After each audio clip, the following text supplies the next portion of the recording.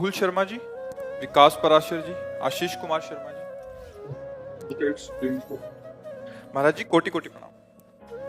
महाराज जी, हम तिलक चैनल के माध्यम से वृंदावन के संत भगवान के राम मंदिर जिसका उद्घाटन महाराज जी 22 जनवरी 2024 को होना है और प्रारंभ होने के उपलक्ष्य में आपके आशीर्वचन के आकांक्षी है। महाराज जी, राम मंदिर हम तो दास हैं, महीने के बाद स्वामी को क्या आशीष वचन दे सकते हैं? जो सर्वसमर्थ अखिल ब्रह्मांडों के स्वामी हैं, उनका घर है वो अयोध्या, और उन्हीं की प्रेरणा से ऐसा हुआ है। किसी का काहू को बश नाए, जब जो कछो सब तिहारी कृपा से। उनका इस समय ऐसा कृपा प्रसाद हुआ कि हम अपनी भावनाओं पर विजय प्राप्त कर ली और मंदिर का निर्माण प्रारंभ हो गया। नहीं, उनकी इच्छा के बिना नहीं हो सकता। ये अपने बस की बात नहीं थी।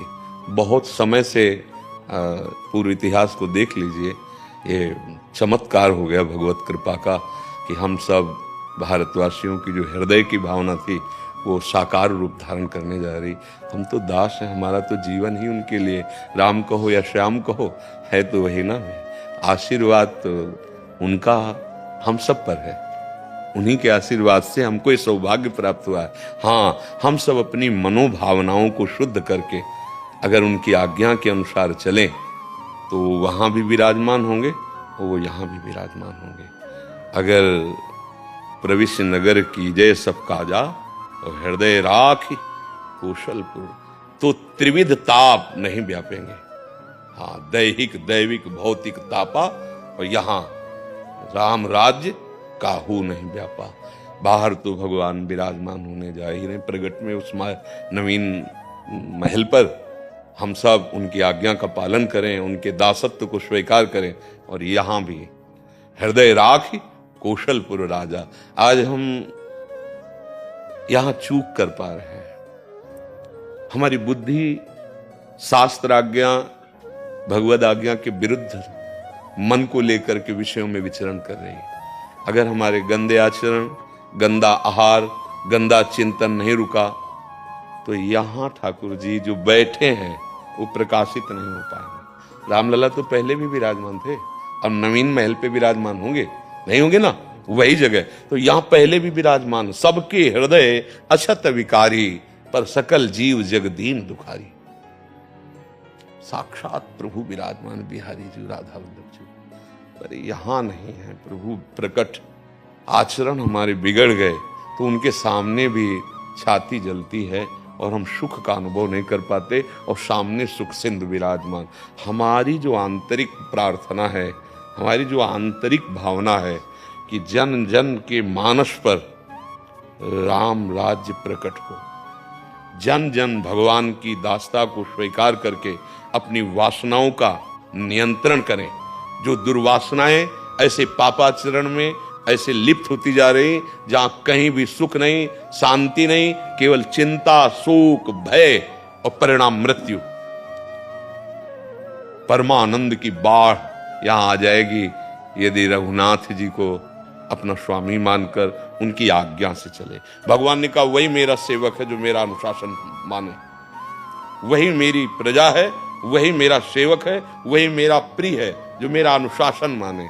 अनुशासन है गीता जी, रामायण जी, भागवत जी और गुरुजनों संतों की वाणी। हमको बहुत आवश्यकता है यहाँ रघुनाथ जी को प्रकाशित करने की। भय प्रकट कृपाला दीन दयाला, यहाँ जरूरत है। जो प्रगट में है वो तो भगवान की कृपा से हो ही गया है, उनके बल से हो ही गया है। अब हम लोग उनकी आज्ञा का पालन करें और उनको स्वामी मानकर इस जीवन को सार्थक कर ले। जैसे गोस्वामी तुलसीदास जी कह रहे हैं, जाकी कृपा लवलेश ते मति मंद तुलसी दास हूं, पायो परम विश्राम, राम समान प्रभु नाही कहूं। पायो परम विश्राम, यहां मेरा मन अशांत है। क्यों? क्योंकि प्रभु की आज्ञा के विरुद्ध आचरण बन रहे हैं। हमारा एक ही लक्ष्य है इस समय, आगे भगवान जाने, कि हमारे वचन जहां तक आपके कान में पहुंचे, आपको भगवान की कृपा से यदि सानिध्य मिल रहा है तो आचरणों को सुधार लो और नाम जप करो, तुम परम सुखी हो जाओगे, तुम परम मंगलमय हो जाओगे। जब यहाँ ठाकुर जी प्रकाशित होते हैं ना, तो देखो गोस्वामी जी के सिय राम मैं सब जग जानी, करूं प्रणाम जोरी जुग पार। सब पापाचरण विध्वंस, न कोई हिंसा, न कोई राग, न दोष। कैसा कैसा भाव आया, सिय राम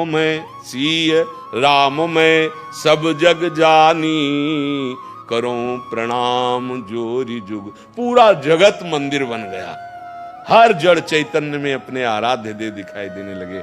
हमारी तो यही प्रार्थना रहेगी, यही भावना रहेगी, और वो तो आशीर्वाद हम सबको दे रहे हैं, उन्हीं के बल से हम दहाड़ रहे और आप सब कर रहे हैं। ये जो भी कुछ हो रहा ना, उन्हीं के बल से हो रहा है।